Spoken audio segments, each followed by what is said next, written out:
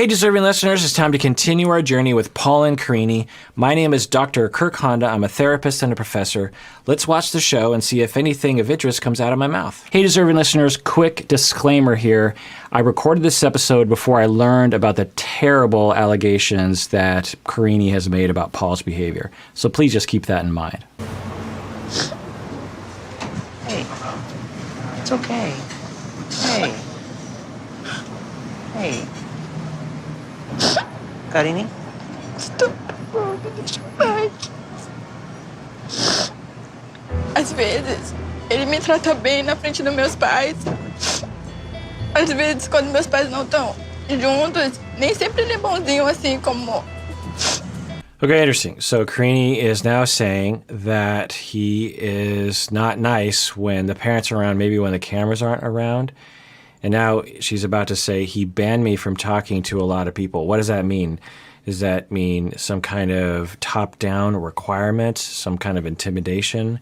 Or was it that she's like, I don't like it when you flirt with other men? Let's find out. Ele, me proibiu de falar com muita gente, porque ele não confia em mim. What's wrong?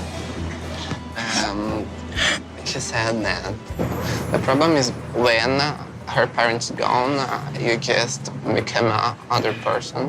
And you said that she couldn't talk to other people. Only romantically. Other than that, she can talk to anybody she wants to. I just don't want to talk to anybody where it has intimacy involved. That's it. Okay, so that's interesting. I wonder what's going on there. I mean, we did see that in a previous episode where she was using heart emojis with another man on Instagram. So he's saying that she can talk to whoever she wants to talk to as long as it's platonic, but when it's romantic and flirtatious, yeah, I don't want her to talk with other people.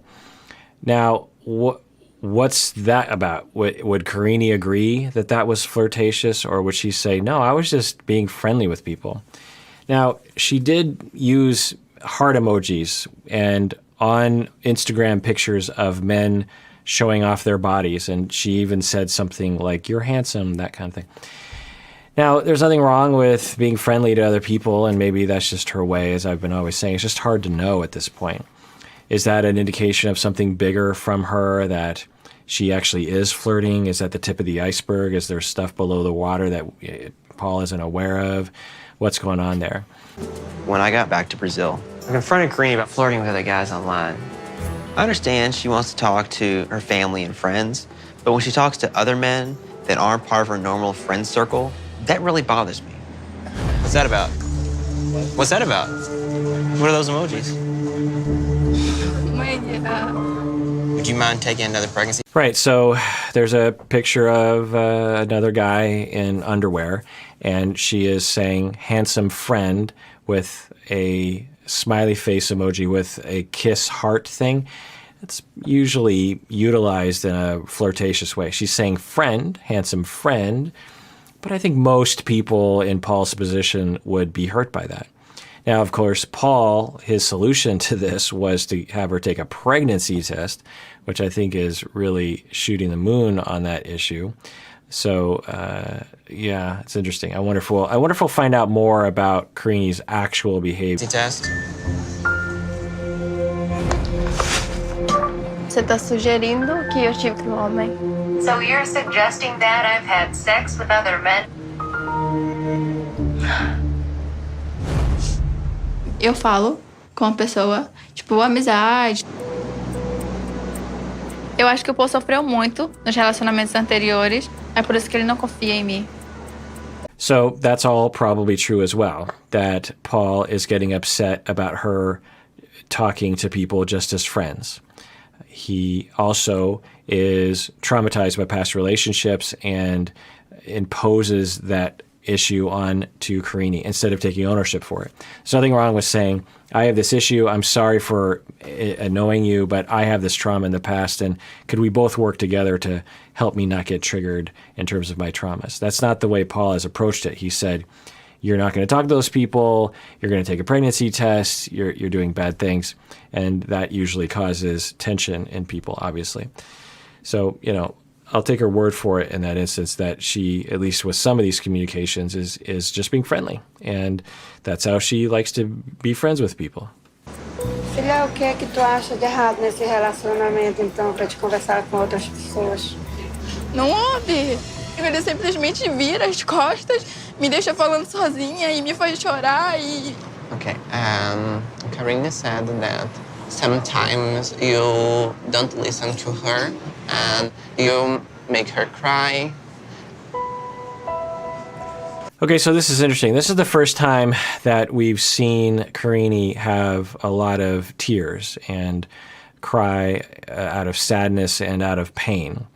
Up until this point, she has exhibited fairly mature behavior, fairly differentiated behavior, seemingly, and or rolling her eyes and just kind of blowing him off. But now she's revealing that deep down she's really hurt by a lot of this, which makes a lot of sense. You know, when you're barked at in the way that we've seen a little bit, and if I'm guessing away from the cameras, it probably is, you know, amplified. That's going to hurt your feelings, and she's expressing those tears. Nothing wrong with that. Maybe this will be a good opportunity for the two of them to realign in terms of not the over-functioner, under-functioner, but to be more as peers. Yeah, it's a big flaw. I can't deny that. I think sometimes I unintentionally treat Karine in a way that she really doesn't deserve to be treated. She's still learning, and I get frustrated, and I'll be very vocal. Okay, so 2 thumbs up to Paul. He's just agreeing. He's like, you know what? Yeah, that does happen. And that is a problem. That is a very helpful impulse that he has where he doesn't get defensive. He's like, yeah, you're right. That can instantly diffuse a situation if you're saying it from the heart. I'm just like, yeah, her accusation is true. I do that all the time with my wife.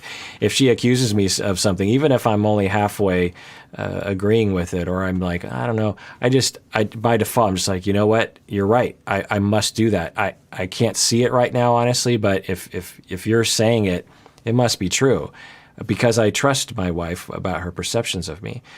So it's a wonderful impulse, if I might pat myself on the back, I guess, to agree with people when they say, you do this, you do that, you do that. Just say, you're right, and I'm sorry, and I don't know why I do that. I get frustrated, and that's not right that I do that, and I'm sorry. You can eliminate so many problems in a marriage if you have that impulse. Now, it's only part of the solution, but it is a big solution. A lot of people will get defensive. I don't do that. What are you talking about? The only reason why I get that way is because you don't clean the house. You know, you'll get into that defensive talk, and then contempt builds, and then divorce happens. I wish I could go back and I could change those things, but I can't. Acha que está preparada para se casar, hein? Não sei, pai. So he asked her if she's ready to get married, and she said she doesn't know.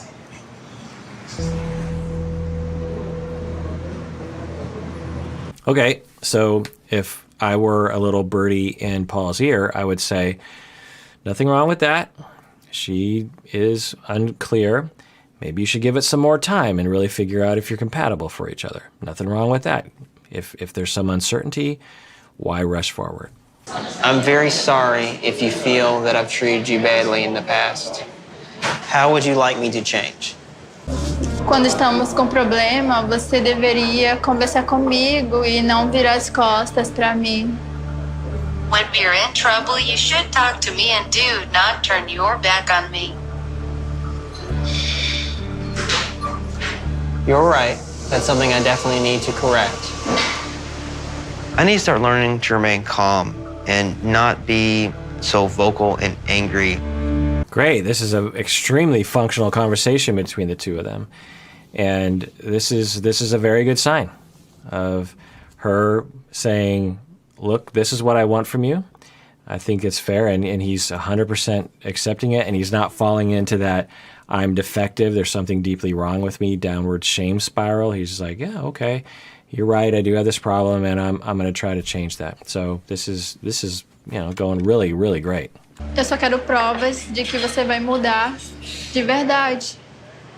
I just want to prove that you're going to change for real.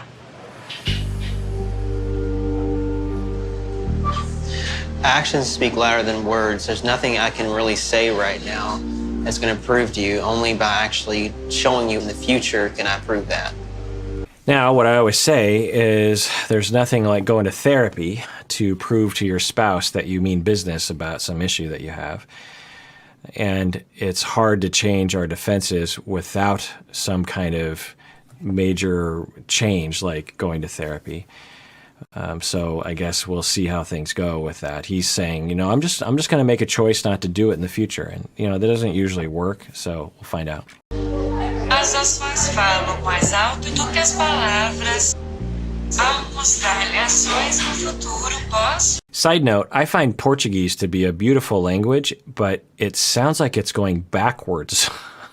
I don't know if that makes any sense, but when I hear Portuguese, it sounds like when they do backwards conversations, like on Twin Peaks or something, it just has that feel to it. But it's a really interesting, beautiful language. I always thought it was, very close to Spanish, but it really sounds different than Spanish. It's a really great language.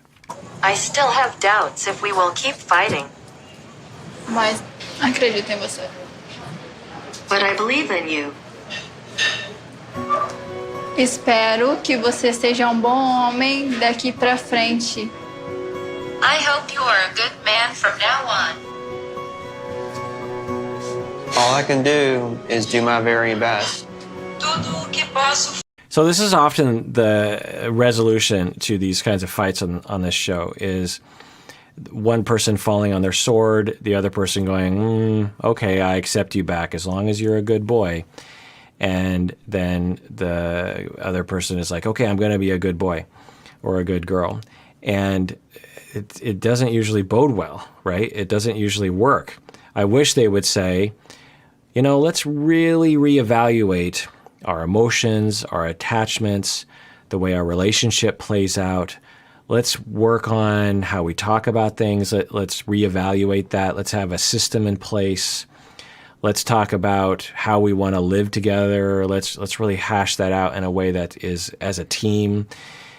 If they said something like that, then I would be much more confident that their commitment to it being different would actually work out.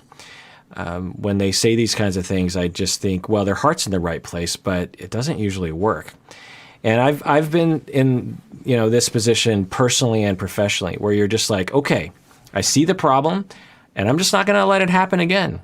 Well, as I always say, just saying that is nice. Doing it is much harder. And basically, the fantasy is that, well, now that I know, I'm not going to do it again.